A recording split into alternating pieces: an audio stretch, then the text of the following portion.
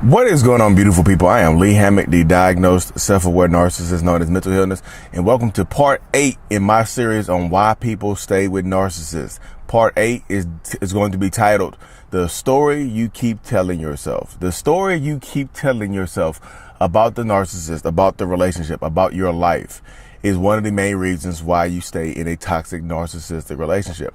If you don't know, like I said, this is part 8, so there are 7 other parts of why people stay with narcissists, all inspired by Dr. Ramani's book, Should You Stay or Should You Go? So I read that book, amazing book. You should read it as well. Dr. Ramani, it was like reading a book about myself, about why I do the things that I do, which is very, very interesting. Considering me, myself, I've been in therapy for the last, 5 years. I know y'all see me recording in my car because we had drove down to Wilmington last night to actually meet some survivors. I did a one-on-one with a lady last year, a few one-on-ones, and she's been out of her relationship for a long time, and she's in my state, so we met up with her. She met my wife. They're friends now. So the story you keep telling yourself, like part of that story that you keep telling yourself is the narcissist will change. I did a video on that. Like you keep telling yourself that the narcissistic person will change. You keep telling yourself that if you stay longer, that things will get better. You keep telling yourself that if you just, if you leave, nobody else will want you. You keep telling yourself similar things like this. And I know I say you keep telling yourself that, but the narcissist or toxic person in your life reinforces those things. They will absolutely reinforce the way you feel, the way you think, the way you behave, and things of that nature. They will absolutely do that. They will do all of that and more to keep you with them. Because narcissistic people, like myself, a lot of us have abandonment issues, and we don't want to be, a lot of us have abandonment issues, and we don't want to be left alone. We don't want to be left and, abandoned and have to start over. And another reason is because we don't want to lose you. We don't want you to be, we don't want to lose you. We don't want somebody else to have you. We don't want to see you happy with anyone else. So a lot of narcissists will strip away a lot of things from you. When I say strip away, I mean your confidence, your self-esteem, your finances, your friendships, a lot of different things, y'all. But you know it. You can see it. So a lot of times you don't realize it, but you notice that you don't see your friends as much. You don't see your family as much. But you tell yourself, the story you keep telling yourself is this is supposed to happen. I'm in a happy relationship. When you're in a happy relationship, you're supposed to be you're supposed to create a whole new family and a dynamic or whatever. You're supposed to naturally see people less. Yeah, you're supposed to naturally see people a little less, but not naturally see people not at all. Not naturally isolate yourself and turn into a completely different person. You keep telling yourself this is supposed to happen.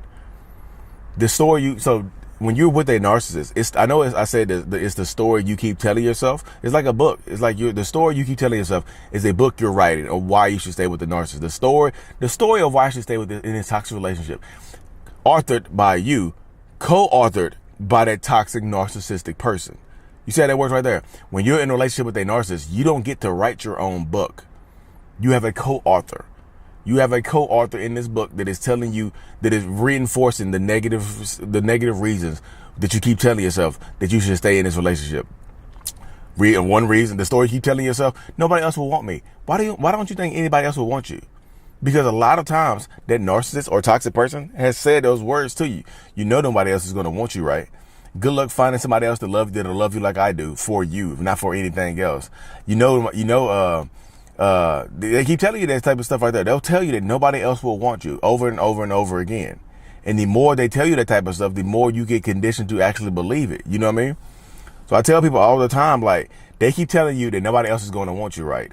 But think about it like this. They want you. They want you. Nobody's going to want somebody with 4 kids. You know that, right? Nobody's going to want somebody with 3 kids. You know that, right?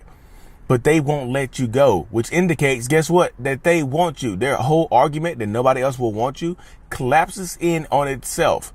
Nobody else will want me, then let me go. I ain't let you go, you got my kid. But I thought nobody wants me. Nobody else will want me? Nobody. So do you want me? Why don't you treat me better? I treat you good. I treat you the way you deserve to be treated. Blah, blah, blah, boop, boop, boop, beep, beep, beep. They don't want to let you go because they know other people will want you. They will say things where their arguments absolutely collapse in on themselves.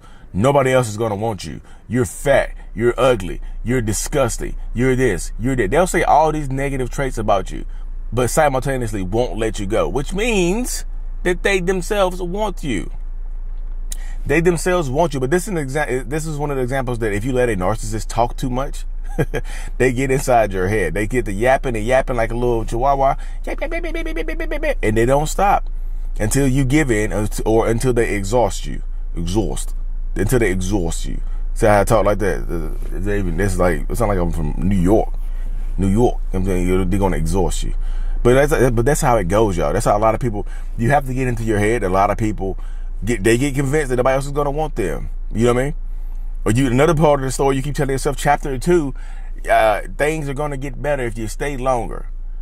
Things are gonna get better if you stay longer. You done put 10 years into this. You didn't put 5 years into this. You didn't put a year into this. You keep giving yourself, and the narcissist, they reinforce this by asking for time, or they ask for space. They don't ask for a breakup. They ask for space or to give them time. How much time, y'all? They rarely ever put a deadline on this time that they ask for. So they reinforce that story you keep telling yourself that things will get better over time by asking you for more time. Give me time. You got to let it, especially if it's a man. If it's a man, they ask to grow up. They're like, give me time. You got to give me time to grow into the man I'm supposed to be. You know, men don't hit their stride until they 30, 40 years old, blah, blah, blah, boo, boo, boo, beep, beep, beep. But you got, people they're 45 years old asking you for time to change, asking you for time to be better. They're 45. They're 50 years old, y'all. They got damn half a century on this earth and asking you for time to be better. How much time do you have? It's not about the time that they have or they're asking for. How much time do you have to give to them? Because they're asking for time. You're giving it up. The person who's giving loses more than the person that's asking, because the person that's asking is in control, because they do what they want to do. Because they have an unlimited timetable. They haven't put a deadline on it. So if they ask you for time, ask for a deadline. You got 1 week. You got 3 days. You got a month. You don't give them unlimited, open-ended amount of time, because they'll take every single second of time and strip it away from you. They just absolutely will. You know what I mean? I'm recording. People keep walking by me in my car with my camera up. I don't care. I'm going to get this video out. I promise you that. I'm going to get this damn video out. I'm going to get all 3 of them out today. But, yeah, you have to take back your power. I get so many people in these situations that don't understand what they're going through, and they keep telling themselves that it'll get better. You keep telling yourself that narcissistic person will change. You keep telling yourself that nobody else is going to want you. You keep telling yourself that you won't be able to find a job or gainful employment or or work or anything like that. You keep telling yourself these things over and over and over again.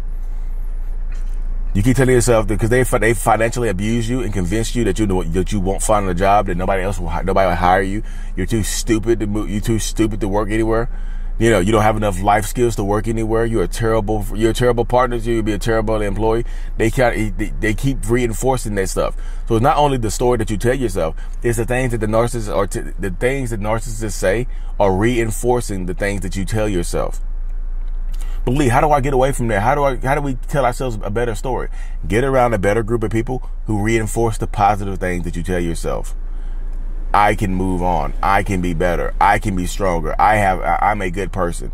I can find a job. You need to find people who reinforce those things, as opposed to people who give you well-intended bad advice. Because sometimes it's not just the narcissist telling you these things. This is one of your friends and family giving you well-intended bad advice. Shout out to Dana Morningstar for that one. Well-intended bad advice means that they're telling you things from their heart, and they mean it in a good way, but it's bad advice. They tell you to give the person more time that's beating you up. They tell you to give the person more time that's cheating on you. They tell you to give the person more time that's emotionally, physically, mentally abusing you because y'all are married, and the church says the only reason you can get divorced is infidelity. They haven't cheated on you, but they beat on you, yell at you, scream at you, do all the other stuff. So think about that, y'all. A lot of people give you well-intended bad advice, but you need to separate yourself from the bad advice givers and find good advice givers, y'all. Find people who are going to empower you and not strip you down. Find people who are going to give back to you and not take away from you, because it's on you. At the end of the day, it's going to be on you, how you live your life, how you empower yourself, and how you move forward with everything that you have going on. It is absolutely 100% on you. You can blame the narcissist for treating you bad all you want to, but that gives them the power. You have to take some of it. You have to take some of that stuff and just like, okay, now it's time for me to move forward. And now it's time for me to go forward and power myself up.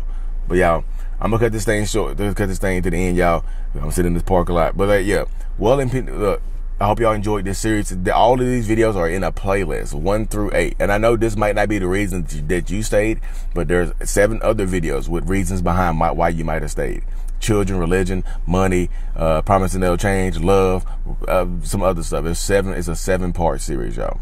But anyways, y'all, thank y'all for tuning in to another episode. I really, truly appreciate every single one of y'all, because as much as y'all learn from me, I promise I'll learn even more from you. Thank you. Mental Illness is out. Peace.